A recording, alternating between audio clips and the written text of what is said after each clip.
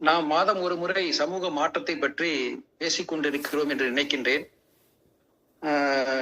ஒரு நல்ல முயற்சி. தொடர்ந்து நாம் இந்த சமூக மாற்றத்திற்காக ஏதாவது செய்ய வேண்டும் என்ற ஒரு எண்ணத்தை எல்லோர் மத்தியிலும் உருவாக்க வேண்டும் என்ற நோக்கத்தோடு இந்த தலைப்பை தொடர்ந்து முன்னெடுத்துக் கொண்டிருக்கின்றோம். நல்ல முயற்சி என்று நினைக்கின்றேன். இதில் நம்முடைய அன்பர்கள் எல்லாம்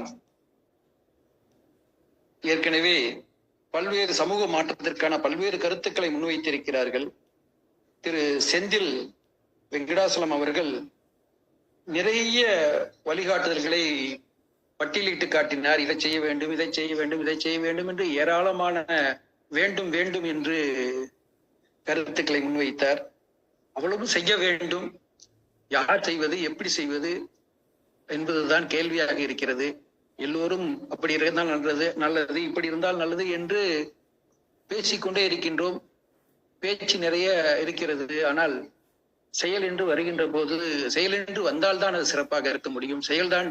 இப்ப கவிதை பல கவிதைகளை எழுதி நாம் மானுடத்தை போற்றிக்கொண்டே இருந்தாலும் கூட செயல்தான் சிறந்த கவிதை என்று சொல்வார்கள். அப்படி நாம் செயல்பாட்டுக்கு வர வேண்டும். செயல்பாட்டுக்கு எப்படி வருவது என்பதுதான் நம்முடைய ஒவ்வொருவருடைய கேள்வியாக இருக்கிறது. நிறைய செய்ய வேண்டும் என்ற நிறைய எண்ணங்கள் இருக்கிறது. அதுபோன்று நாம் ஒரு சிந்தனை போக்கை வளர்த்துக் கொள்ள வேண்டும். எழுத்து விதைகள் இதயங்களில் தூவப்படும் போது செழித்து வளர்வது சமுதாயம் என்று மு. மேத்தா அவர்கள் சொல்லி இருக்கின்றார். அதே போன்று மு. வரதராசனார் அவர்கள் எண்ணங்களை, நல்ல கருத்துக்களை சமுதாயத்தில் விதைத்து விட்டால் இப்போது உடனடியாக முளைக்காவிட்டாலும் நாளை முளைக்காவிட்டாலும் எப்போதாவது முளைத்து நல்ல பலன் தரும் என்றும் சொல்லி இருக்கின்றார். அதாவது எண்ணங்களை உருவாக்குவது என்பது ஒரு நல்ல பணி என்பது நான் மறுக்கவில்லை. கருத்தாக்கங்களை உருவாக்குவது, சமுதாயத்தில் நல்ல கருத்தாக்கங்களை உருவாக்குவது அவசியம்தான். அது போன்ற கருத்தாக்கங்களுக்கு செந்தில் வெங்கடாசலம் போன்றவருடைய கருத்துக்கள் நிச்சயமாக உதவியாக இருக்கும் என்ற வகையிலே அவரை பாராட்டுவது என்னுடைய கடமையாகும். ஆக அவருக்கு என்னுடைய பாராட்டுதலையும் வாழ்த்துக்களையும் முதற்கண் தெரிவித்துக் கொள்கின்றேன். அடுத்ததாக, எளிமையாக இருக்க வேண்டும், ஆடம்பரங்களை தவிர்க்க வேண்டும் என்று செந்தில் விஜயனையா அவர்கள் சொல்லி இருக்கின்றார். நிறைய கருத்துக்களை முன்வைத்தார். அதை பற்றி ஒவ்வொரு விஷயங்களை பற்றியும் நாம் தனித்தனியாக பேச வேண்டும், தனித்தனியாக விவாதிக்க வேண்டும். ஆடம்பரத்தை தவிர்த்து எளிமையாக இருப்பது என்றால் எப்படி இருக்க வேண்டும், எப்படி எளிமையாக இருக்க வேண்டும் என்பதையெல்லாம் நாம் தனித்தனியாக ஒவ்வொரு நாளும் ஒரு கருத்தை வைத்து பேசினால்தான் அதில் ஒரு தீர்வை எட்டி அதை நாம் எப்படி கடைபிடிக்கக்கூடிய செயல்பாடாக மாற்ற முடியும் என்பதை பற்றி யோசிக்க முடியும். ஆக அதையெல்லாம் நாம் இனி வரும் காலங்களில் செய்ய முற்படுவோம். மேரி ரோஸ்லின் அவர்கள் குழந்தைகளுக்கு செல்லம் கொடுப்பதை பற்றி பேசினார். அதில் குழந்தைகளை எப்படி வளர்ப்பது என்று தெரியாத நிலையில் பெற்றோர்கள் தடுமாறிக் கொண்டிருக்கக்கூடிய விஷயங்களை எல்லாம் சொன்னார். சரவணன் அவர்களும் அவருக்குரிய கருத்துக்களை முன்வைத்தார். திராவிடமணி அவர்கள் முன்வைத்துள்ள கருத்துக்கள் கொஞ்சம் திடுக்கிட வைத்ததுதான் என்றுதான் சொல்ல வேண்டும். எப்போதுமே மகாத்மா காந்தியை போற்றக்கூடியவர், மகாத்மா காந்தி வழியில் நடக்க வேண்டும் என்று நினைப்பவர். அவர் இன்று அந்த பிரச்சனையை எவ்வளவு ஆழமாக யோசிக்கிறார், அந்த கொடுமையை எவ்வளவு தூரம் வெறுக்கிறார், அது நடக்காமல் இருக்க வேண்டும் என்று நினைக்கிறார் என்பதனுடைய அந்த அழுத்தம், அதன் காரணமாகத்தான் அவருடைய தீர்வு அவருடைய வழக்கமான எண்ணங்களில் இருந்து மாறுபட்டதாக இன்று ஒரு தீவிரமான ஒரு தீர்வை தந்திருக்கின்றார். ஆண் குழந்தைகளையும் பெண் குழந்தைகளையும் பிரித்து விட, ஆண் மாணவர்களையும் பெண் மாணவர்களையும் பிரித்து தனித்தனியாக கல்வி நிறுவனங்களை வைக்க வேண்டும் என்ற கருத்தும், அதே போன்று குற்றம் செய்வர்களுக்கு கண்ணை பிடுங்கி விட வேண்டும் என்ற கருத்தும், அவர் அந்த கொடுமையை எவ்வளவு தூரம் வெறுக்கிறார் என்று வெளிப்படுத்தக்கூடியதாக இருக்கிறது.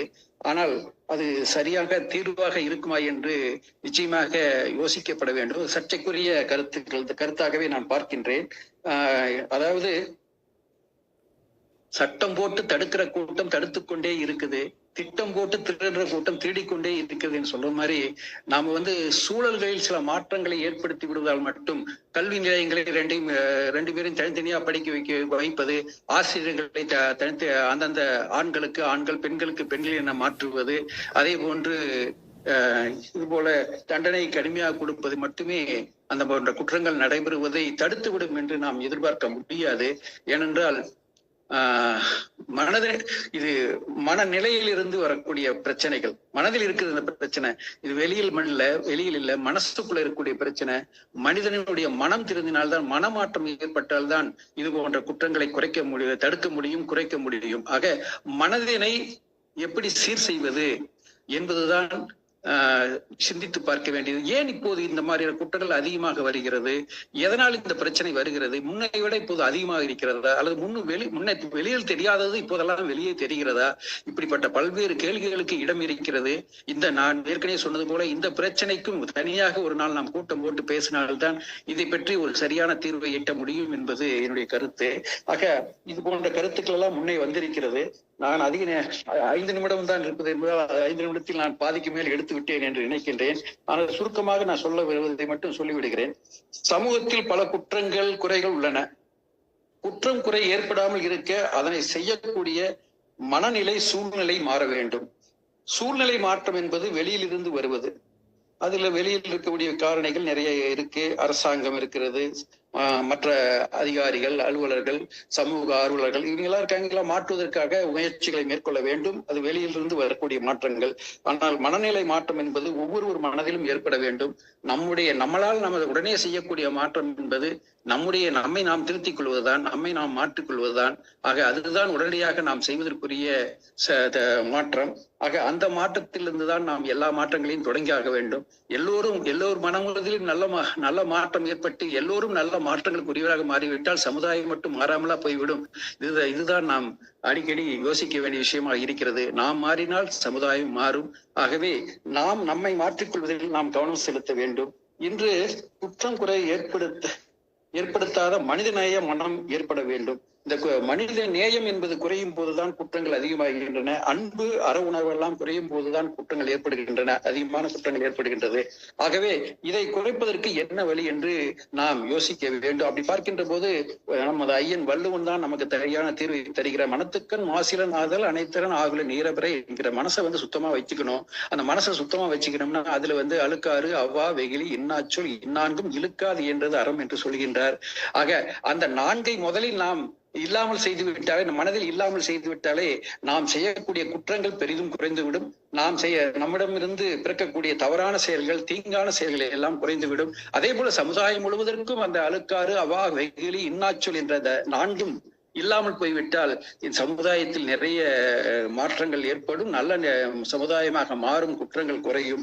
ஆக இவற்றை ஏற்படுத்துவதற்கு நாம் என்ன செய்யலாம், உடனடியாக நாம் என்ன செய்ய முடியும் என்பதுதான் நாம் யோசிக்க வேண்டியதாக நான் பார்க்கின்றேன். ஆக இந்த குணக்கேடுகளை மாற்றுவது, இல்லாமல் செய்வது என்பது நாம் என்ன செய்யலாம் என்று உடனடியாக நாம் என்ன செய்யலாம்? நாம் ஒரு உறுதி ஏற்போம். இன்றைக்கு ஒரு உறுதி ஏற்றுக்கொள்வோம். அடுத்த வாரம் நாம் இதே போன்ற நிகழ்ச்சியில் சந்திப்போம். அடுத்த வாரம் வரையிலும், குறைந்தபட்சம் அடுத்த வாரம் வரையிலும் இந்த அழுக்காறு, பேராசை, அழுக்காறு, அவா, வெகுளி, இன்னாச்சொல் இந்த 4ம் இல்லாமல் ஒரு வாரத்தை நான் கடைபிடிப்பேன், ஒரு வாரம் இருந்து இருப்பேன் என்று நாம் ஒவ்வொருவரும் சபதம் எடுப்போம், உறுதி எடுப்போம். ஆக யாரை பற்றியும் பொறாமைப்படாமல், யாரை பற்றியும் கோபப்படாமல், யாரிடமும் கடுஞ்சொல் பேசாமல், நம்முடைய எண்ணத்தில் பேராசைகளை வளர்க்காமல், இது போன்ற 4 விஷயங்களை இல்லாமல் ஒரு வாரம் இருந்து பார்ப்போம். ஒரு வாரம் கழித்து என்ன நம்முடைய அனுபவம் என்ன என்று நாம் பேசுவோம். இதில் எங்க சிரமங்கள் ஏற்பட்டது, எந்த சிரமத்தை எப்படி தவிர்ப்பது என்பதை பற்றியெல்லாம் நாம் பேசுவோம். ஆக ஒரு வாரத்தில் பேச முடியாவிட்டால், அதாவது அடுத்த வாரம் நமக்கு இது போன்ற நிகழ்ச்சியாக இருக்காது. ஒரு மாதம் காத்திருக்க வேண்டும். சரி, ஒரு வாரத்தை ஒரு மாதமாக்கி கொள்வோம். ஒரு மாதம் நாம் இப்படி இந்த 4 விஷயங்களையும் இல்லாமல், குணக்கேடுகள் இல்லாமல் இருப்போம் என்று உறுதியேற்று இந்த ஒரு மாதத்தை நாம் அதனால் நன்மை அடைந்தோமா, தீமை பெற்றோமா என்பதை பற்றி பேசுவோம்.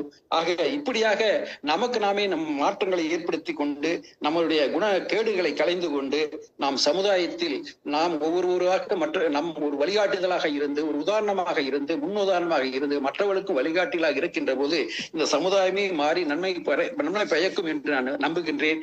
அந்த வகையில் இந்த ஒரு உறுதிமொழியை ஏற்று நடப்போம் என்று கூறிக்கொண்டு எனக்கு அளிக்கப்பட்ட இன்றைய வாய்ப்புக்கு நன்றி கூறி விடைபெறுகிறேன். நன்றி, வணக்கம். ரொம்ப நேரம் ஆயிடுச்சுதான், பேசுறதை தவிர்க்கணும்னு தான் நினைச்சேன். ஒண்ணும் இல்ல, போக்சோ சட்டத்தின் கீழே தண்டனையே எதுவும் கொடுக்கப்படுவது இல்லை என்பது போல அதனி அவர்கள் பேசுறாரு நினைக்கிறேன். நான் போக்சோ ஜட்ஜாக 3 ஆண்டுகள் பணிபுரிஞ்சிருக்கேன். தண்டனையே எதுவும் கொடுக்கலன்னு சொல்றது அவ்வளவு சரியானதா சொல்ல முடியாது. பல வழக்குகள்ல தண்டனை கொடுக்கப்பட்டிருக்கு. சொல்ல போனா இயற்கை மரணம் அடையும் வரையிலும் ஆயுள் தண்டனை அப்படிங்கிற அளவுக்கு ஒரு உயர்ந்தபட்ச தண்டனை எல்லாம் கூட வழங்கி இருக்கிறேன். ஆக தண்டனை வழங்கப்படுகிறது. அது உண்மையாகவே ஒரு போக்சோ சட்டத்தில் தண்டிக்கப்படக்கூடிய அளவிற்கான குற்றமாக இருக்கின்ற போது, அதாவது பாலியல் குற்றமாக இருக்கின்ற போது நடக்கிறது. தண்டனை வழங்கப்படுகிறது. அதிலும் தண்டனை வழங்கப்படாமல் இருப்பதற்கு 2 காரணம் இருக்கிறது. ஒண்ணு விமலா ரொம்பவும் பதற்றத்தோட இருக்கீங்கன்னு நினைக்கிறேன். 2 காரணம் என்ன? முதல் காரணம் பல வழக்குகளில் சாட்சிகள் சரியாக சொல்லப்படுவதில்லை. இன்னும் பல வழக்குகளில் சமாதானமாகி விடுகிறது. இந்த போக்சோ சட்டத்தில் வரக்கூடிய பல வழக்குகள் சமாதானமாகிறது. பல வழக்குகளில் சாட்சிகள் சரியாக சொல்லப்படவில்லை. ஏன் சமாதானமாகுதுன்னு சொன்னா, காரணம் இந்த போக்சோ சட்டத்தின் கீழே இன்று கொண்டு வரப்படக்கூடிய வழக்குகளில் 90% அளவிற்கு வரக்கூடிய வழக்குகள் காதல் வழக்குகள். அதாவது ஒரு மைனர் பெண்ணை காதலிக்கக்கூடிய குற்றம் புரிந்தவர் மீது போடப்படக்கூடிய வழக்குகள் தான் அதிகமான அளவுக்கு வருகிறது. அது கிட்டத்தட்ட 90% இருக்குது என்று சொல்லலாம். தினமும் 1-2 இளைஞர்கள் இந்த போக்சோ சட்டத்தின் கீழே மைனர் பொண்ணை, இளம் பெண்ணை காதலித்ததற்காக காதலித்துதான் போட மாட்டாங்க வழக்க, கடத்திட்டு போய் கெடுத்துட்டாரு அல்லது கடத்திட்டு போயிட்டாரு, இப்படி அவர் மீது குற்றங்கள் புனையப்படும். அது காதலிச்சுட்டு இருந்த காதல் தான் நடந்திருக்கும். அதுக்கு மேல ஒண்ணு இருந்திருக்காது. அந்த பெண்ணும் காதலிப்பார், பையனும் காதலிப்பார்கள். ஆனாலும் குற்றங்கள் நடந்த குற்றத்தை திரித்து அப்படி செய்தார், இப்படி செய்தார், அங்கு இது பெற்றோர் தரப்பில் அல்லது இன்னும் சொல்ல போனால், வெளிப்படையாக சொல்ல போனால், இதுல ஜாதிய வேறுபாடு இருந்தால் அந்த பல ஜாதி சங்கங்கள் உள்ளே தலையிட்டு அந்த வழக்கை ஒரு புனையப்பட்ட வழக்காக கொண்டு சென்று விடுகிறார்கள். அது இதையெல்லாம் இந்த காதலை நசுக்குவதற்கு, ஒடுக்குவதற்கு, பிரிப்பதற்கு தகுந்த சட்டமாக போக்சோவை பயன்படுத்தி கொண்டிருக்கிறார்கள் என்றுதான் நான் சொல்லுவேன்.